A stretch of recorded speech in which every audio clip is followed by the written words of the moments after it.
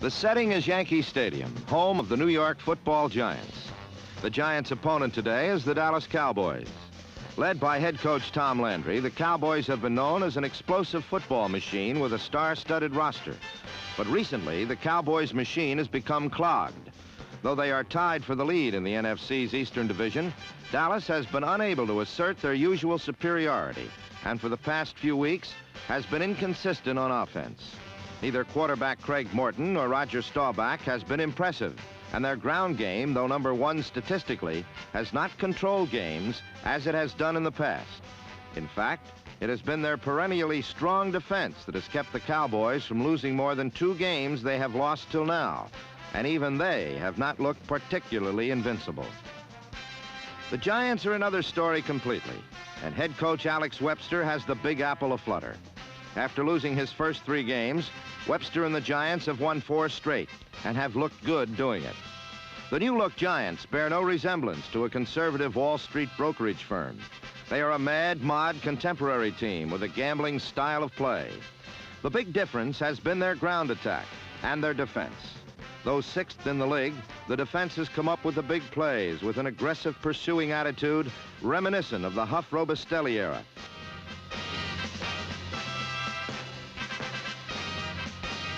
So Fran Tarkenton and the Giants prepared to do battle with the Cowboys, a team they have beaten only once in the last 9 games, while Giant fans continued to follow the slight scent of a title for the first time in years.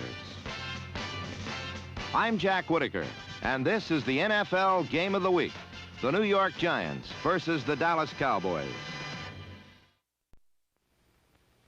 Yankee Stadium eagerly awaited the opening kickoff, but the Giants would not please their fans in the first few moments of the game.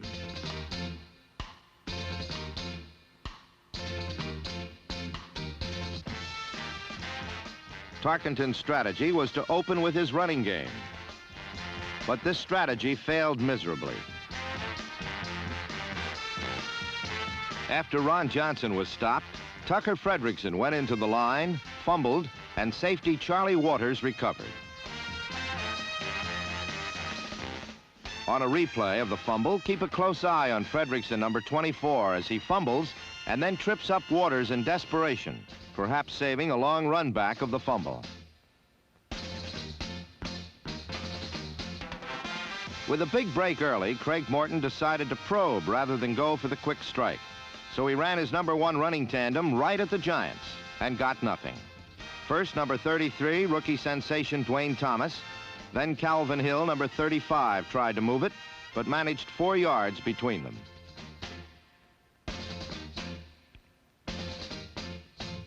On 3rd and 6, Morton went for the sidelines and came up empty, as rookie Ken Parker from Fordham almost went coast to coast.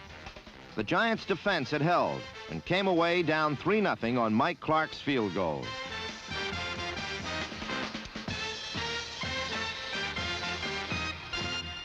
On his second series, Tarkenton decided to mix his plays, and he utilized the short pass to Clifton McNeil, number 18, to complement the running of Ron Johnson and Tucker Fredrickson.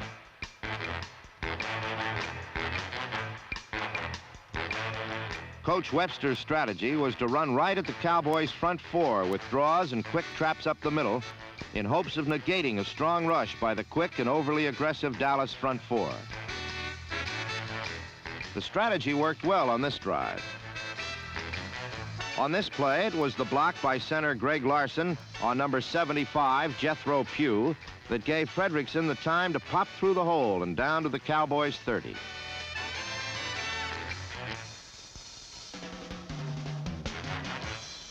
On 3rd and 9, however, the Giants caught their second bad break.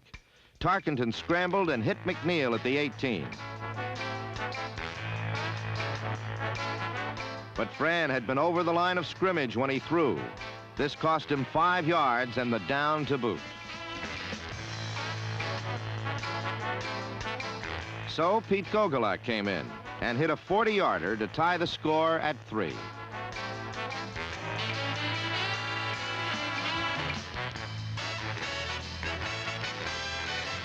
The Cowboys' second series would be less than successful, as the Giants' defense again denied them any yardage and forced them to give up the ball.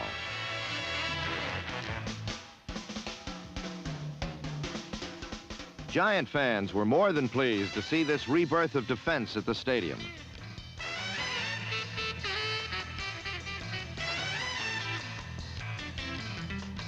But late in the quarter, Dallas mounted a drive. Watch number 33, Duane Thomas, as he takes Morton's pass and gets the Cowboys' first down of the game. Thomas has been the surprise of the year for Dallas, and he and Hill give the Cowboys a potent backfield. 1st and 10 again on the Giants' 38. Having set up the defense, Morton now went for it all and got it. Bob Hayes had Parker beat, and the Cowboys were back in front. On a repeat of the score, Morton sent both backs out, and his protection was the key. It held up well, and he easily found Hayes, who made a nice knee-high grab. The Cowboys had restored their big play offense to regain the lead 10-3 as the first quarter ended.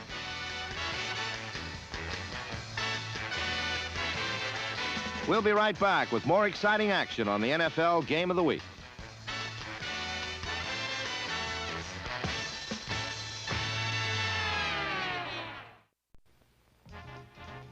The second quarter was to see more of the resurgent Giant defense assert itself, as they would hold Dallas to 1 first down. The Giant offense, too, is in a renaissance, and Francis Tarkenton is the man leading New York out of the dark ages. A scrambler cannot a winner make, one of the many shibboleths Tarkenton has disregarded on the way to his greatest of 10 seasons.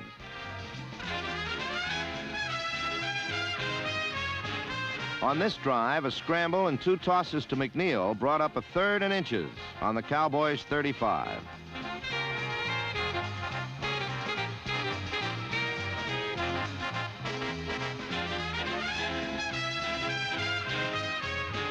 Here, Fran gambled and lost, as Joe Morrison couldn't hold on to Tarkenton's perfectly accurate pass. Morrison knew it and tried to hide, but couldn't. So Gogolak's strong right leg put the ball through from 42, and it was now 10-6.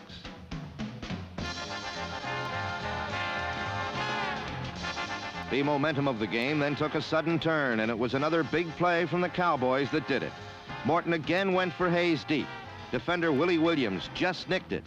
Hayes made the bobbling catch, and the world's 2nd fastest human had given the Cowboys a 17-6 lead.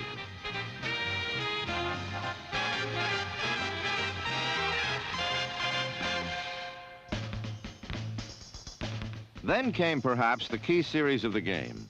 On the ensuing kickoff, the Cowboys recovered Les Shy's fumble, and now it looked like Dallas would again be able to widen its 11-point lead.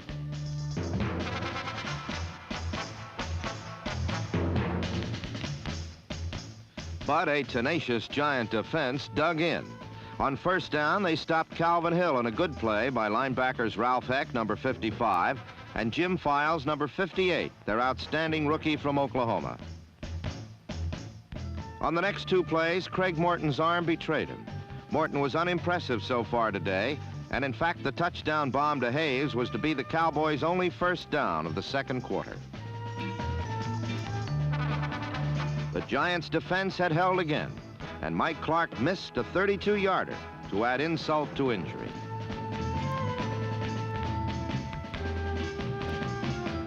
Momentum now seemed to swing back to New York as Tarkenton found Don Herman, number 85, and a great catch by Herman started another drive.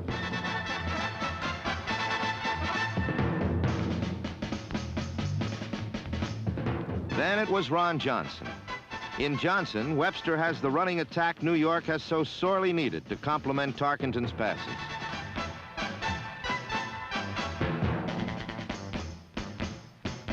But the Giants failed to get a first down around midfield as a Tarkenton scramble failed.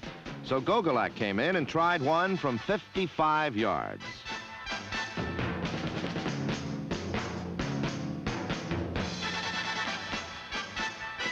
This one was short. It was still 17-6 with 2 minutes left in the half. Once again, the gutty Giants' defense was superb, and Dallas could get nothing on 3 straight downs. In fact, the Cowboys could muster only 1 first down rushing for the half, and aside from the 2 bombs to Hayes, Morton could muster but 4 net yards passing as the Giants' front line of Kanicki, Lertzema, Shea, and Dreyer pressured and pounded him all day.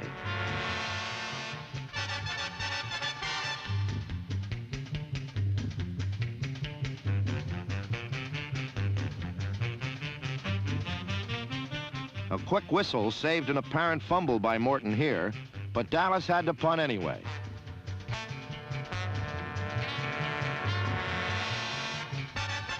So with 30 seconds left in the half, Tarkenton had time to get at least a field goal and began by hitting Johnson, who took it to the Cowboys' 47. 16 seconds to play. Tarkenton for Shy. Incomplete. 12 seconds. Tarkenton for McNeil. Incomplete. 8 seconds. Tarkenton for McNeil again. Incomplete. 4th down and 4 seconds. Gogolak tries from 54 yards. It's up and good. Though still behind 17-9, the Giants take momentum into the locker room, knowing that they have indeed outplayed the Cowboys everywhere but on the board. At the start of the 3rd quarter, Mike Clarke kicked a field goal to increase Dallas's lead to 20-9. So Cowboy fears that Gogolak's record-setting field goal would change the momentum seemed unfounded. But then the Giants began a steady, deliberate march goalward toward their first touchdown. After a screen to Fredrickson picked up 10 yards, Giants' strategy narrowed to one man, Ron Johnson. Utilizing the draw play, which took advantage of the strong Dallas pass rush, the fullback personally moved the ball the length of the field. He carried 7 times for 54 yards on this drive and again demonstrated the great skills he had flashed only briefly his rookie year in Cleveland.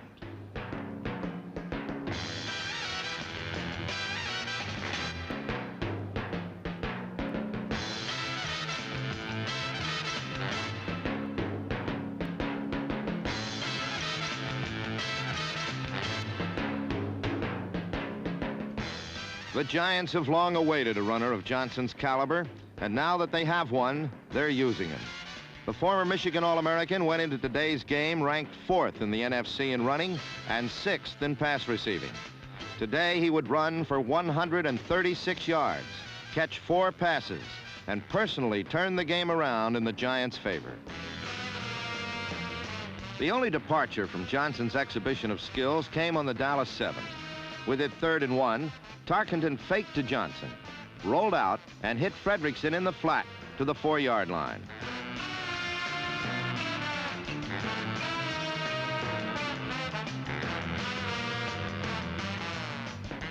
On the next play, number 30 powered his way in for the score. The Giants had pulled to within 4 points, 16-20.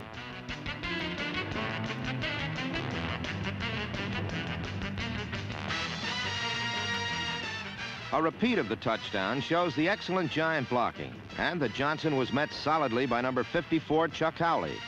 Despite this, he got into the end zone.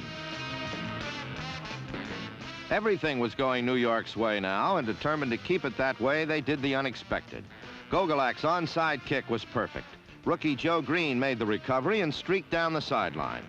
The ball had to be brought back to the point of recovery, for an onside kick cannot be advanced by the kicking team. But it didn't matter. The Giants had possession of the football. 2 out of 3 officials agreed. Tom Landry was watching victory slip away again for his team.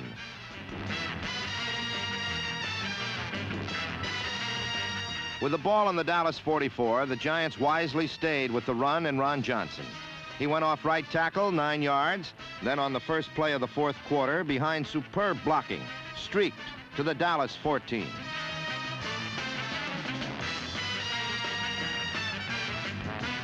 On the next play, Tarkenton saw no receiver and scrambled to the 3-yard line. New York looked like a cinch to take the lead. On his opponent's 3-yard line, Tarkenton ignored Johnson and inexplicably chose to pass. Number 20, Mel Renfro, caught him from the blind side for a 10-yard loss. Now Tarkenton had to pass. His target was number 24, Fredrickson, coming out of the backfield. And as Tarkenton waited for him to clear, he was hauled down by Bob Lilly on the 22. The touchdown threat had ended, and Gogolak, who had early kicked field goals of 40, 42, and 54 yards, missed a chip shot from the 22. If Dallas thought this would discourage the Giant defense, they quickly discovered they were mistaken. Calvin Hill, who was held to only 26 yards today, tried the left side and then the right side. The results were the same. The Giants' defense was magnificent. Still, Dallas might have moved if a third down pass to Pettis Norman hadn't hit him right in the hands. We'll be right back with more of the exciting action on the NFL Game of the Week. Leading 20-16, Dallas finally showed some offensive punch late in the fourth quarter. Walt Garrison, returning from a knee injury, was the man who provided it. In fact, it was he, not Calvin Hill or Duane Thomas, that was the Cowboys' leading rusher today.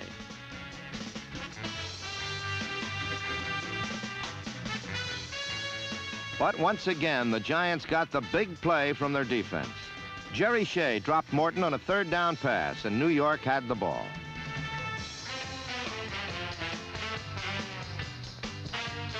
Tarkenton stung them immediately with a 32-yard pass to Clifton McNeil, who was their leading receiver today with 6 catches, despite the fact he had broken his nose in the first half.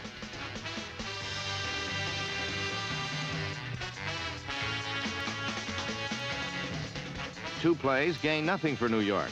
And on the vital third down play, Tarkenton spotted Johnson unguarded over the middle. This crucial play netted them 22 yards to the Dallas 17.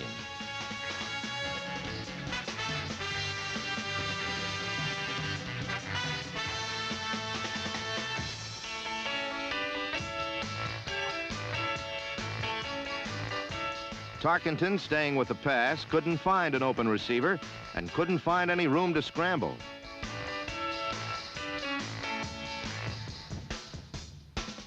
In fact, he couldn't even locate any room to safely fall down.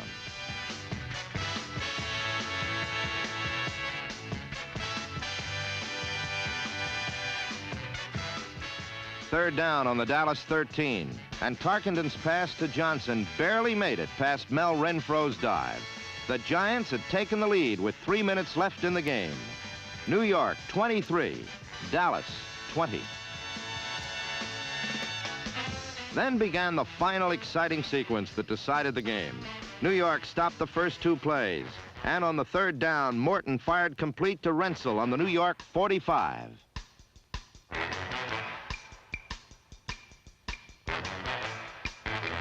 A repeat of this crucial play shows that Renfro almost dropped the pass that gave Dallas the first down they desperately needed.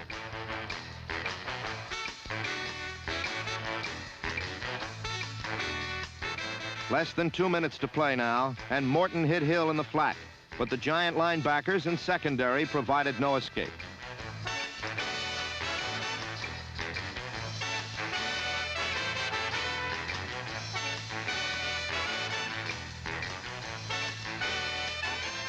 Morton was faced with another third down situation and went to Hayes, who made a great catch. A repeat shows Hayes made the catch with Willie Williams all over him.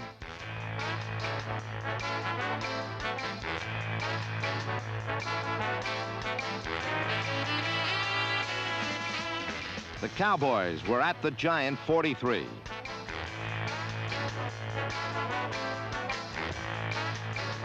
Then came the key play of the game for Dallas. Morton hit Reggie Rucker, who had been activated only the day before, and he took the pass to the Giant 10-yard line.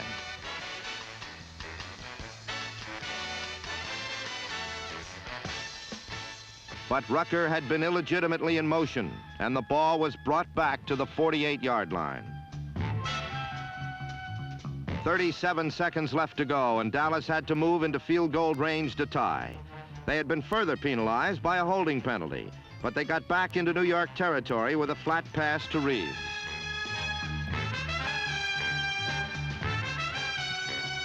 "16 seconds left to go. Still time for 2 passes and the field goal attempt for the tie. Morton, rolling out, went for Reeves again, but the pass was high off his fingertips. Dallas was still too far away to try to kick. 10 seconds remaining. The Cowboys would have to make it on this one last play. Morton had time to throw and passed to Renfro deep over the middle, but he dropped it to end the Cowboys' hopes once and for all.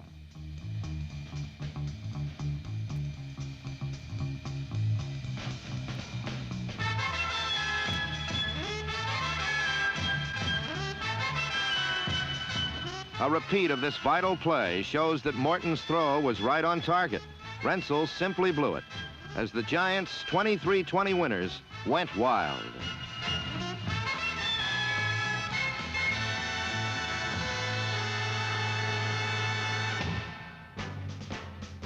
Tarkenton fell on the ball for the last play of the game, and New York had their 5th straight win and one of their most significant victories in many a year. They are now tied with the Cowboys for 2nd place in the NFC's Eastern Division and are 1 game behind the Cardinals, a team they have already beaten.